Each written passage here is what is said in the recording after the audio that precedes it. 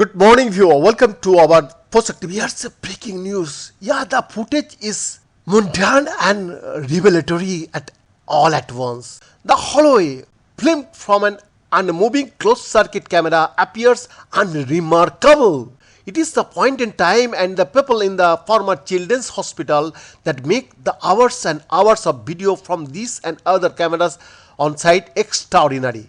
IS fighters roamed the hallways of this building complex in the Syrian city of Aleppo, which they had claimed as a headquarters. They moved blindfolded prisoners. They struck them with stakes. They walked past a man being torched, struggling to stand, arms tied, alped behind his back. They felt at ease. They removed their masks. For months in 2013, the security cameras recorded the events seemingly unbeknownst to the building's occupants.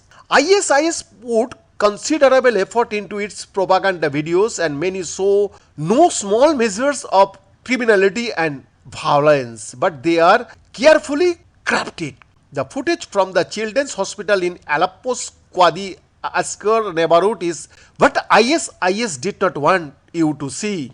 To some, the terror group may seem like a distant memory, but to police and prosecution services, especially in Europe, the past is very much present. These videos are incredibly important evidence at trial, said Chris Engels, Director of Investigation and Operations for the Commission of International Justice and Accountability, whose investigators work to gather evidence which could be used to prosecute members of groups such as IS for past actions. We are able to corroborate the stories of surviving victims. CIJ shared the security camera videos it obtained exclusively with CNN. Hundreds of Syrians were held in this makeshift prison. Many never made it out alive.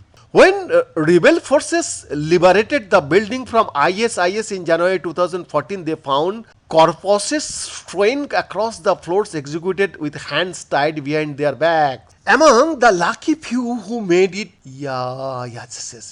out were several Western hostages. Dédolore Francois, a French journalist, recounted his ordeal to CNN's Christiane Amanpour soon after his release. We could hear the Syrian prisoners in the first places where we were detained, he said, in Aleppo hospital for instances.